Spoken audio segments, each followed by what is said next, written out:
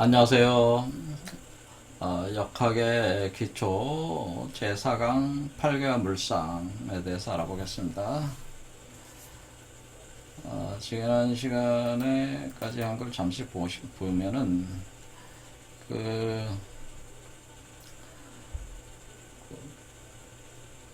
하늘이 성인들에게 두 가지 신물을 내려서 세상에 이제는 드러나게 한 것이 이제는 하도와 낙서로 알려져 있습니다. 그래서 이 하도의 낙서가 송대에 와서 주자에 의해서 채용이 됨으로써 그 권위를 인정받게 되는데요.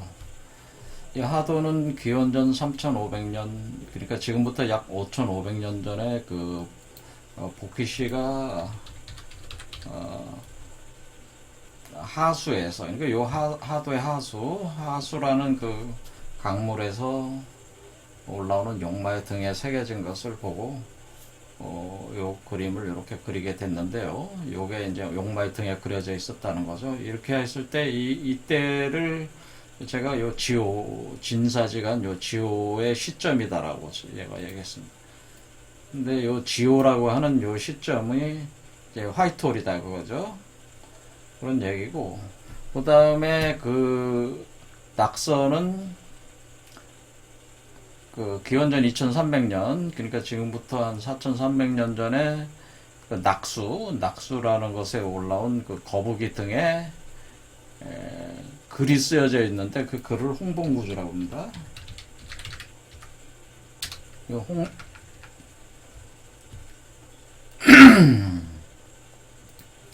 그래서 홍봉구주가 이제 돼 있어서, 근데 홍봉구주 안에 이 그림이 또 있다 이거죠. 그래서 있어가지고 이렇게 또 그림을 다 그려놓고 이제 낙서라고 부르게 되는 건데, 이때는 이제는 하나라 우왕이 그냥 9년 홍수를 다스려서 왕에 올랐죠. 그래서 요 이후로는 이제 홍봉구주에 의해서 거의 모든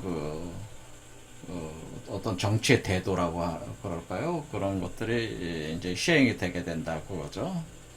그래서 홍봉 구주의 요 구에서 요렇게 9개 칸이 이렇게 나오게 되는 또 동기도 되는 거죠. 요런 식의 마방진 형태가 이렇게 나오게 되는, 사각형 형태로. 그런데 이제 여기 음양오행, 이게 이제 음양오행을 표상을 하게 되는데, 이 하도는 오행의 상생구조, 낙서는 오행의 상극구조, 하도는 하늘의 운행, 낙서는 땅의 운행. 그리고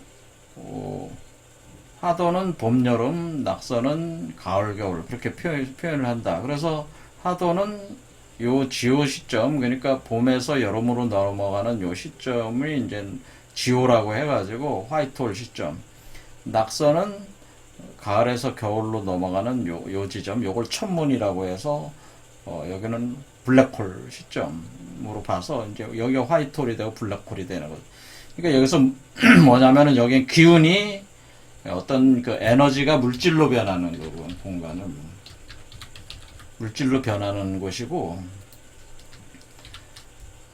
그러니까 어떤 기가 형상화가 되는다는 거죠. 어떤 기운이 올라와서 형상화가 되는 거고, 여기는 천문은 물질이 무너지면서 블랙홀로 빨려 들어가면서 무너지는 거죠. 다시 기화가 되는 거다. 에너지로 변하는 거예요. 그래서 에너지가 형상으로 드러나니까 어떻게 돼? 그러니까 하늘에서 땅으로 내려오는 거죠. 그러니까 하도의 상이 땅의 형상으로 낙서로 드러나기 시작하는 게 이 점이라는 거죠. 그 다음에 천문은 낙서의 형상으로 운동을 해오던 게 하도의 형상이 드러나기 시작하는 거예요. 그러니까 에너지로 다시 들어가기 시작하는 지점이 천문이다. 그러니까 이 지점은 하늘의 에너지가 땅의 형상으로 드러나는 거고, 여기는 땅의 형상이 무너지면서 하늘의 에너지로 기화가 돼서 들어가는 거죠. 그래서 이게 천지의 기운이 이렇게 서로가 서로의 방향을 향해서 서로가 서로를 거울처럼 투영하면서 움직인다 이거죠. 움직일 때 그것이 음양오행으로 우리가 분석을 해낼 수 있는데 이것이 이제 상생. 그래서 여기서 상생이라는 게 가운데 50토를 기초로 해서 여기에 목, 화, 토, 금, 수 이렇게 돌아가는 거죠. 이 화살표 방향으로. 그 다음에 이거는 여기 가운데 5토를 중심으로 해서 수와 금, 목, 토 이런 식으로 시계 반대 방향으로 돌아가는데 이것이 이렇게 하나로 이렇게 그러니까 따로따로 도는 게 아니고 이것이 하나의 이 도상으로 이렇게 돼서 생 중에 극이 있고 극 중에 생이 있는 거죠. 그러니까 생극이 같이 있는 거예요. 단지 그 힘, 파워가 그 생의 힘이 강하냐 극의 힘이 강하냐의 차이는 가는 거죠. 그러니까 봄과 여름은 생의 힘이 강한 것이고 극의 힘은 약하고 그 다음에 이것은 이쪽은 그 낙서 이쪽은 그 극의 힘이 강하고 생의 힘은 약하다 그런 거죠. 그러니까 이게 생극이 이렇게 되는 것이 마치 나무가 자라가지고 열매를 맺고 떨어지고 다시 그 씨앗이 그 땅속에 들어갔다 또 나무가 돼서 자라고 떨어지고 이런 어떤 하나의 그 운행 과정처럼 자연의 그 운행 과정으로 이렇게 표현이 된다요. 그때 우리가 열매를 맺는 시기와 나무가 자라나는 시기, 나무가 자라나는 거는 봄, 여름, 열매를 맺는 거는 가을, 겨울. 뭐 이런 식으로 해서 이렇게 대비를 시켜서 이렇게 진행을 한다 그런 얘기입니다. 그런데 우리가 팔계라고 하는 것이 여기 이제 요런 거 가지고 이제는 하도를 보고 이제는 복희씨가 이 하도만 가지고는 자연의 그 운행 또 인사라든가 그런 그 천문의 변화를 좀 더 정밀하게 추산을 하기 위해서 복희씨가 8개를 창안을 하게 된다. 그래서 그래서 이제 복희가 역학의 시조로 인정을 받게 됩니다. 그래서 지난 시간에 이제 그걸 얘기를 한 거죠. 그래서 복희씨가 이렇게 8개를 창안을 해가지고 이렇게 천지인 삼재 구조로 이제는 음양뿐만 아니라 하나의 운동성, 공간성 그러니까 어떤 시공간의 그 운행을 물상적 하늘과 땅과 사람의 그 삼극체제, 삼재의 체계를 가지고 이것을 하나의 괴로 표현을 한다. 세 개의 효로 구성된 하나의 괴로 표현한다. 요게 소성계라고 해요. 소성계. 이렇게 요게 세 개의 효가 돼 있는 게 소성계고 6개의 효로 돼 있는 게 배성계인데 요런 식으로 이제는 표현을 하게 된다. 그래서 우리가 이제 8개가 창안이 돼서 이거 가지고 이제는 요 배치 자체가 요게 배치 자체가 낙선은 구궁 정의도상으로 숫자로 들어오고 그렇죠. 그 다음에 하도는 요 괴로 들어와 있다 그 얘기죠. 그래서 지난 시간까지 한 게 요거예요. 그런데 이제는 여기서 우리가 이제 앞으로 계속 진행을 하려면은 8개 자체가 가지고 있는 물상을 알 필요가 있다 그겁니다. 그래서 오늘 물상 보겠습니다. 8개가 물상. 그래서 이 8개가 이렇게 그어졌을 때 여기에 해당되는 물상 그러니까 이게 이제 기본 물상이라고 보시면 돼요. 물상 이 8개에 붙여놓은 그 물의 상. 그러니까 이 괴를 보고 이게 어떤 물상이다라고 하는 그 물상은 내용이 많지만은 주역의 설계전을 기초로 해서 가장 기본적인 것만 여기다 적어 놓은 거예요. 기본 물상. 그래서 되도록이면 요거는 알고 계시면은 좋다 그 얘기예요. 예? 자, 그래서 그거 보려고 합니다. 그래서 건괴라고 하는 것은 여기 건괴는 이렇게 세 개로 이렇게 돼 있는 거죠. 양요 세 개로 돼 있는 건괴는 하늘을 뜻한다. 자연 하늘. 그다음 인간으로 보면은 아버지, 부. 그다음에 신체 기관으로는 머리. 그다음에 동물상으로는 말. 그다음에 성질로 보면은 아주 강건한 거, 건건한 거. 왜냐면 양금이기 때문에 건양금이기 때문에 오행의 건양금. 금이라는 게 뭐예요? 아주 강한 거잖아요. 건양금. 바로 그걸 아주 강력한 금을 뜻하는 겁니다. 금은 어떻게 딱딱하잖아요. 그러니까 강한 거죠. 그다음에 태계는 이렇게 위에가 이렇게 하나의 음요가 돼 있고 두 개가 이제 양요가 이렇게 붙어 있는 건데 요걸 봐도 좋습니다. 이렇게 태계는 연못을 뜻한다. 그 다음에 어린 소녀를 뜻하고, 신체기관으로는 입, 동물상으로는 양, 그 다음에 성질로는 뭐 기쁠열자. 그러니까 이거 어린 여성들은 뭐예요? 뭐 낙엽이 구르는 것만 봐도 웃는다고 그러잖아요. 그러니까 그런 어떤 상태, 그런 상태를 이렇게 표현을 해주는 게 기쁠열자인데, 또 말할 설자도 됩니다. 이게 말할 설자. 왜냐면 이게 신체기관으로 입을 뜻하니까 어때요? 말을 하자면 입은 말을 하잖아요. 그래서 기쁠열, 말할 설 이렇게 쓰게 되는 거예요. 그래서 그 오행으로는 은금이다 이렇게 되는 거예요. 그 다음에 그 리게는 그 불을 뜻해요. 불을 뜻하는데, 인간 저기로 보면 중녀, 그러니까 그 중년의 여성, 뭐 25세에서 한 35세 정도. 예전에는 나이들이 이제는 그 적었으니까, 이게 일찍들 돌아가셨으니까 중년의 여성이다 이렇게 생각하시면 돼요. 중년의 여성. 그러니까 요즘에 한 3, 40세 그 정도 된다고 보면 되네. 그러니까 이 소녀보단 그러니까 한 25세를 기준으로 보면 되겠네. 25세에서 뭐 40세 정도다. 뭐 이렇게 보시면 되겠다. 그러면은 여기서 이제는 신체기관으로 눈이다, 이렇게. 그러니까 눈목자 있죠? 눈을 뜻합니다. 그 다음에 동물로는 치라고 해서 꽝을 뜻해, 꽝. 네, 꽝. 그러니까 꽝은 뭐예요? 화려하잖아요. 그렇죠. 화려하니까 려자 써. 화려하다 그래. 려자. 아름답다, 화려하다, 이쁘다. 려자 이렇게 쓰게 됩니다.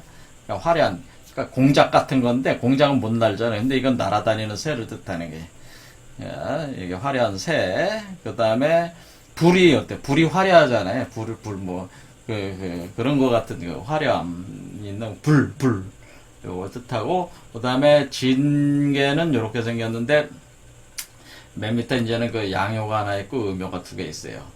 자, 이걸 철학적으로 얘기하면 이제 복잡해지니까 물상만 보시면 돼. 이것은 이제 우레를 뜻한다는 거죠. 우레. 그러니까 우레라고 하는 것은 번개, 뇌섬, 그런 것들, 번개, 뇌섬, 번쩍번쩍 하는 거 있잖아요. 그 우레, 뇌자 쓰고, 장남을 뜻하고, 발을 뜻합니다. 그 다음에 그 다음에 아주 해서 움직임이 굉장히 강력한 그걸 표현하는 거죠. 그 다음에 양목, 을 뜻합니다. 그러니까 이 땅 속에서 막 힘차게 올라오는 그런 거 있잖아요. 나무 같은 거, 이렇게 뻗어 올라오는 거, 나무 기둥 같은 거, 그런 거 개념이가 아니에요. 그 다음에 손개는 이렇게 생겼는데, 손개.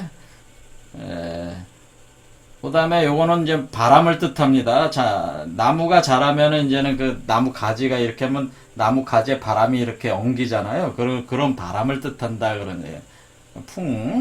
그래서 요건 장녀를 뜻한다. 장녀. 그 다음에 고라고 하는 거는 허벅지를 뜻해. 허벅지. 그러니까 이게 장남은 발인데, 이거는 송개는 허벅지를 뜻한다. 그렇게 돼. 자, 그 다음에 이거는 닭을 뜻합니다. 닭. 아까 리게가 꽝이었잖아요. 같은 새인데, 이거는 알을 품고 있는 닭 같은 걸 뜻하는 거죠. 그 다음에, 들립자, 입자. 입자는 뭐야? 이게 여성의 허벅지는 뭐가 있어요? 여성의 허벅지가 질이 있잖아요. 질구멍이 있잖아요. 그러니까 들어간다는 그런 의미에 그래서 들어간다는 입이다. 그러니까 이 바람도 어떻게 돼? 바람의 기운이 이렇게 틈새로 이렇게 스며드는 거 있잖아요. 그런 개념이란 말이야. 들립자. 그런 개념. 그 다음에 음목을 뜻한다. 그러니까 이게 나무의 가지, 잎, 그런 걸 뜻하는 거예요. 자, 그리고, 그래서, 그런 얘기입니다. 이거 또 다른 개념하고 막 섞어 얘기하면 복잡해지니까 아주 단순하게만 말씀을 드리겠습니다. 그 다음에 감괴는 물을 뜻합니다. 물수. 그 다음에 중남. 그 다음에 귀. 그 다음에 돼지를 뜻합니다. 돼지. 그러니까 물은 뭐예요? 물은 뭐든지 다 먹어 치우잖아요. 이게 바닷물이 다 먹어 치우잖아요. 그렇죠. 아래로 흐르잖아요. 그러니까 이게 돼지가 다 먹어 치우는 뭐든지 그 왕성한 식욕을 다 먹어 치운다는 개념이.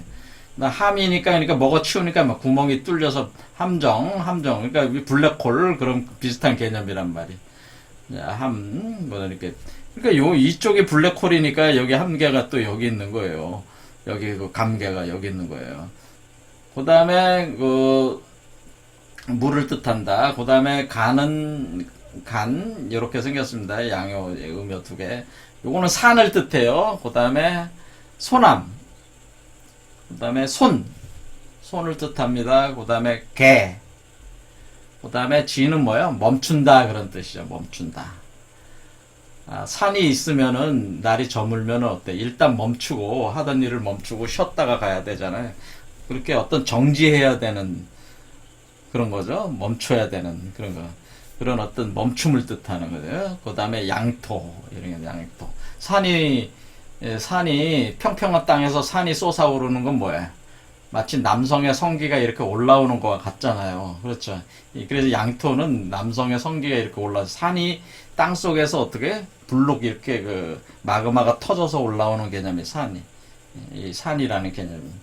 그 다음에 고는 그 어머니 어미 모자를 뜻하고 땅을 뜻해요. 평평한 그러니까 이게 간이 불룩한 산을 뜻하는 양토면은 고는 평평한 땅 같은 걸 뜻하는 게 아니면 골짜기 같은 거 그런 것 때문에. 그 다음에 복자는 배복자 그 다음에 소를 뜻하죠. 그 다음에 유순하다 그런 뜻이에요.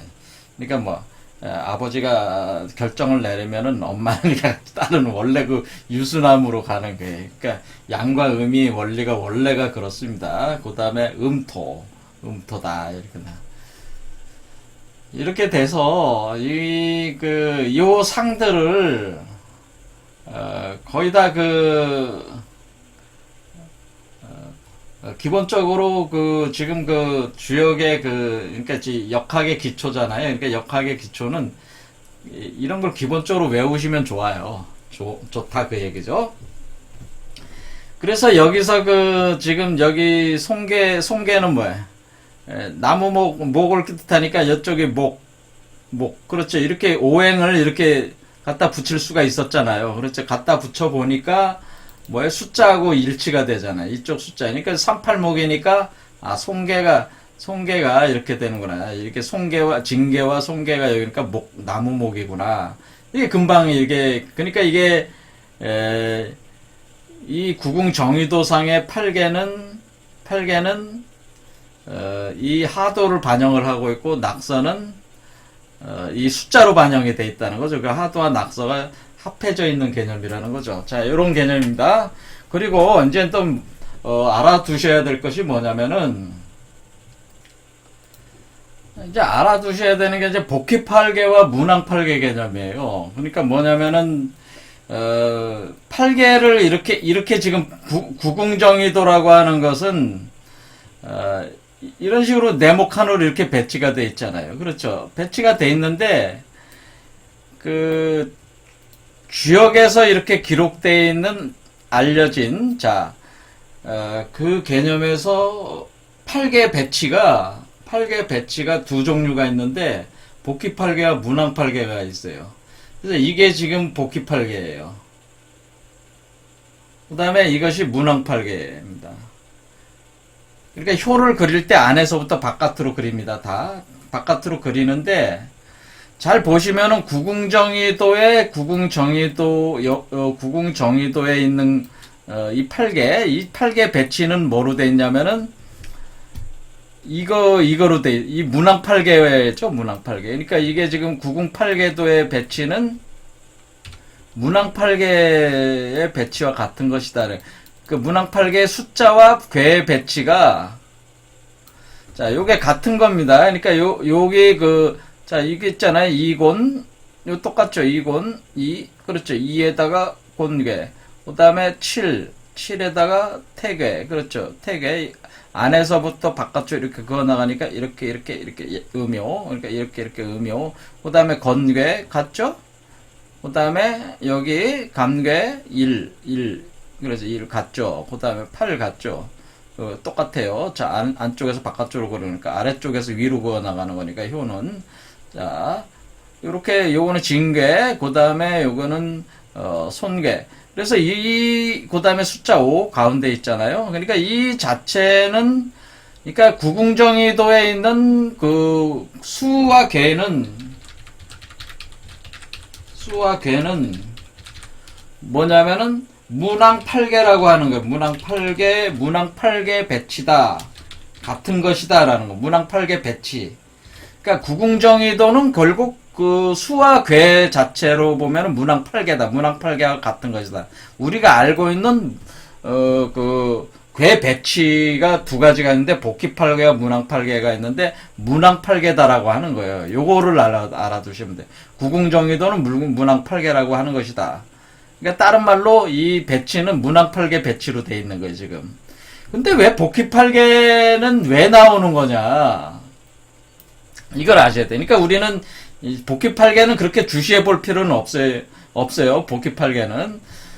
이게 문항8개라는 거는 정확하게 알고 계셔야 돼. 이 구궁정의도에 있는 이 괴와 수의 배치는 문항8개와 같은 것이다라는 거 아셔야 되는데, 그건 이제는 기억을 하고 계시고, 이 복귀8개와 문항8개 이렇게 둥그렇게 그리게 되는 사람이 누구냐면은 소강절이라는 사람이 있어요. 이분이 소강절이라는 사람, 소옹이라는 분이, 이게 소옹이, 이게 또 이제는 송나라 초기에, 그러니까 주자보다 훨씬 앞서 있었던 사람인데 아주 유명하신 분입니다, 이분이. 이분이 이제는 제가 볼 때는 주자보다도 뛰어난 사람. 이분이 제 개인적으로 볼 때는 소강절이라는 분이 주자보다도 저는 소강절이 더 뛰어난 분으로 저는 생각을 한다, 그 얘기입니다. 그러니까 이 소강절이라는 분이 이 주역, 그러니까 이 주역이라는 걸 이렇게 보고, 주역의 설계전을 보고, 거기에 있는 3장과 4장의 내용, 3장과 4장의 내용, 그런 거를 보고, 이 복귀8개와 문항8개 그림을 이렇게 둥그렇게 그린 거예요. 그러니까 이 배치 자체의 시작이 사실은 소강절로부터 시작이 된 거예요, 사실은. 이런 배치 자체가. 이게 얼마나 뛰어난 사람이에요. 근데 그때 이분이 복귀8개를 이렇게 긋게 된다. 복귀8개도 긋게 된다, 이게. 그럴 때 이제 설괴전이라고 하는 시빅, 그러니까 공자가 저술을 했다는 시빅. 그러니까 우리가 역경이라는 게 있고, 그 다음 그 역경에 대한 공자가 해설하는 걸 시빅이라고 하는데, 그 시빅 중에 설괴전이라는 게 있는데, 그 설괴전의 제3장에 요 복귀8개에 대한 설명이 있고, 4장이 문항8개에 대한 설명이 있다. 그런 얘기죠. 그럴 때, 그것을 소강절 이전까지는 복귀8개는 알려져 있었어요. 복귀8개는. 그러니까 소강절이 이걸 그은 건 아니고, 소강절도 이렇게 전수를 받은 거예요.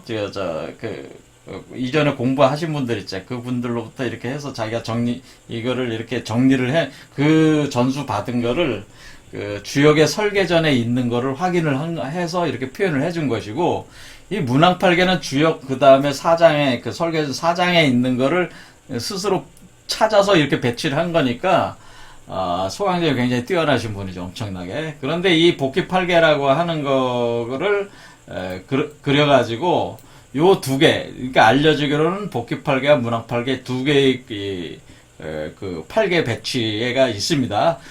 자, 숫자와 괴의 배치가 틀려요. 그렇죠. 그리고 이거는 가운데가 5가 있죠. 그러니까 이거는 하도와 낙서의 상과 수를 다 표현해 놓은 건데, 그럼 이건 이 복귀8개라는 건 도대체 뭐냐, 이런 거죠. 그렇죠. 복귀8개라고 하는 것은 어떻게 생각하시면 되냐면은, 복귀8개는 이 우주가 태어나기 전에, 이 우주가 형상화되기 전에 기본적인 어떤 형상을 만든 거. 그러니까 이렇게 생각하시면 되죠. 그러니까 뭐냐면 우리가 애가 태어나려면은 애가 뱃속에서 10달을 다 자라야 되잖아요. 그렇죠? 그러니까 이것은 그 애가 태어나기 전에 상태를 뜻하는 거고, 이건 애가 태어난 후에 상태를 이렇게 표현한 것이다, 이렇게 보시면 되는 거예요. 그러니까 지금은 인류가 태어났잖아요. 그래서 사실 복귀팔개를 더 이상 쓰질 않는단 말이에요, 사실은. 하지만은 애가 태어나기 전의 상태를 보려면은 이걸 봐야 돼요. 이해가 되셨죠? 그러니까 애가 태어난 이후에 우린 세계는, 지금 우리는 이제 인류는 애가 태어난, 그래서 이걸 복귀팔개를 선천 복귀팔개라고 하는 거고, 선천. 이건 애가 태어나기 전의 세계가 선천이고, 그러니까 이 인류가 나오기 전에, 생하기 전에 시할 때의 그거고, 이거는 후천 문왕팔개라고 하는 겁니다. 후천 문왕팔개.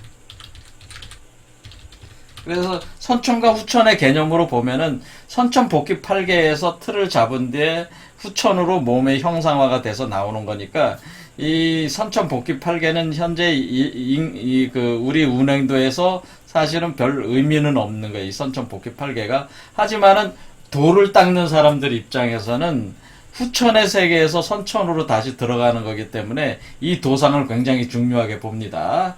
그래서 그것은 이제, 근데 제가 이제 공부를 한 관점으로 볼 때는 사실은 선천 복귀팔개가 필요가 없어요. 쓸 의미가 별로 없어요, 이게. 있다는 것만 아시면 된다, 이게. 근데 이거 추산하는 것 자체가 에너지 낭비다, 제가 그러는 게. 사실 후천 문왕팔개 자체로 다 된다.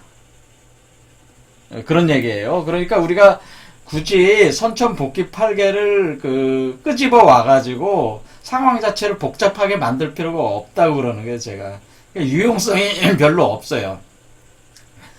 그러니까 이게 한마디로 철학적 논쟁으로 이게 끌려 들어가기 때문에, 그 길을 잃게 돼버려요. 그래서 이거는 무시를 해버리는 게 가장 좋고, 이 후천 문왕 8개만 기억을 하시면 돼요. 그 기억 자체가 이 구궁 정의도가 후천 문왕 8개를 표상을 해놓은 거예요. 우리가 알아야 될 것은 뭐냐면은 후천 문왕 8개 다음에 나오는 뭐냐면 김일부 선생의 정역도를 알아야 돼. 그러니까 후천 문왕 8개가 사실 주역의 이치를 표현해 준 게 후천 문왕 8개예요. 그 다음에 김일부의 정역을 표현해 준 게 김일부의 그 그림이 따로 있어요. 자, 여기 구한말에 우리가 김일부 선생님이 만드신 정역 8개라는 게 있어요. 이것도 배치가 틀리고 숫자의 배치가 틀리고 괴의 배치가 틀려요. 자, 그러니까 이렇게 있는 거죠. 선천 복귀 8개, 후천 문왕 8개, 그리고 정역 8개가 있는 건데, 이 정역 8개도 김일부 선생님께서 설계전을 보고 또 이거를 원래는 얘는 설계전을 보지 않고 그었지만은 나중에는 그 주역의 설계전에 이 내용이 있다는 것을 알게 돼서 그 권위를 이제는 확정을 짓게 되는 거죠. 그렇게 돼서 정역 8개가 그어졌어요. 그러니까 이거는 지금 중국에 없어요, 이게.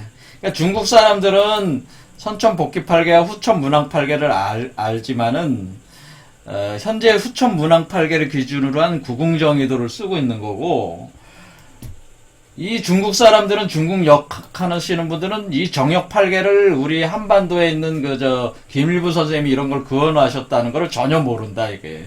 근데 우리는 안다, 이게.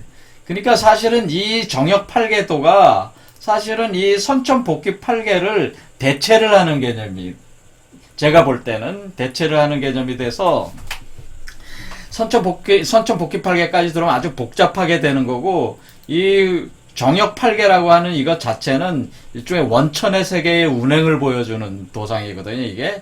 그래서 사실은 이것도 현실적으로는 별로 제가 볼 때는 의미가 없어요. 왜냐면 이것은, 제가 말씀을 드리기를 인간의 그 신화가 돼가지고, 인간이 우리 몸에서, 신으로 변화가 돼가지고 나왔을 때, 신의 세계, 이 그림 자체는 신명의 세계를 그려놓은 거라면, 신명의 세계. 신명의 세계를 그린 것이다, 이 8개 자체가. 그러니까 우리가 몸 밖으로 나왔을 때 우리가 그 신을 만들어서 우리 몸에서 신인 합의를 해서 몸 밖으로 나왔을 때 칠수에 나왔을 때 이 도상이 그 칠수에서 나온 상태에서 운행되는 거를 표현을 해놓은 거란 말이에요. 그러니까 이 원천의 세계를 표현해 놓은 거기 때문에 지금은 우리는 원천의 세계에 간 게 아니란 말이에요.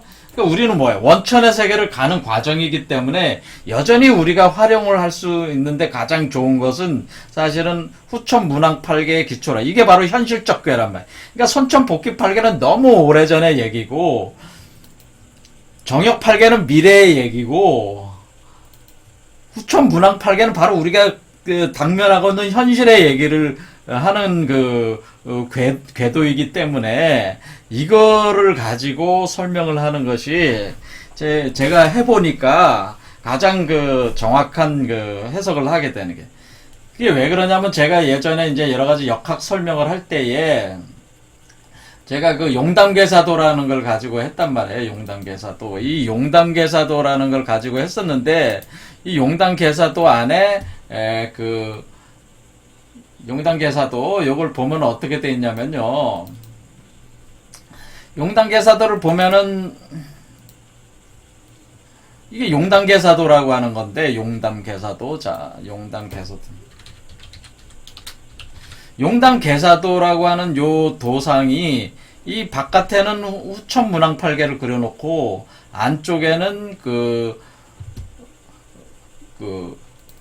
김일부 선생님의 정역팔계를 그어가지고 이치를 추산하게 해놨는데 이게 상당히 굉장히 복잡해요. 그래서 이거를 쓰면 오히려 굉장히 혼돈을 제 생각에는 혼돈이 많이 일어나기 때문에 일단 이것을 접어두는 게 좋다 저는 그렇게 생각했죠. 이걸 접어둬라. 접어두고 용담계사들은 접어두고 이거는 나중에 공부가 깊은 사람들이나 봐야 될 도지 공부가 이제 초급, 중급, 고급 수준으로 보면은 우리는 이제 초급 들어가시는 분들은 이 후천 문항팔계 하나만 가지고 이것을 기초로 한 구궁정의도만 가지고 이렇게 하는 것이 가장 그 혼돈을 그러니까 이것에 익숙해지면은 이 이치에 익숙해지면은 이 그 정역팔계를까지 이제 가져와서 이렇게 같이 어울리면서 두 개 가지고 복잡하게 이렇게 이치를 따져 나갈 수 있지만은 만약에 그것이 정비가 안 된 상태에서 이거를 용담계사도를 쓰게 되면은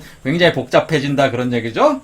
그러니까 지금 후천 문항팔계가 들어가 있는 구궁정의도만으로도 모든 추산이 다 가능하니까 요것만 쓰겠다 그런 거예요. 그리고 요게 다 된 뒤에 나중에 요걸 기초로 해서 정역팔계도 이런 것까지 그러면 나중에 또 선천 이 복귀팔계도 요것도 어떤 의미인가를 같이 다시 논의해 볼 수 있다 그 얘기죠.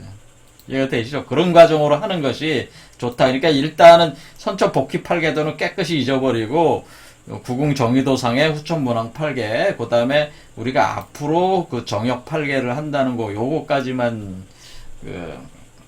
아시면 되지 않겠나 그렇게 봅니다. 자, 오늘 팔계와 기본물상 그 다음에 선천복귀팔계도 팔계 그 다음 후천문항팔계 그 다음에 정역팔계에 대한 개념을 잠시 이렇게 짚어봤습니다. 오늘 여기까지 하겠습니다.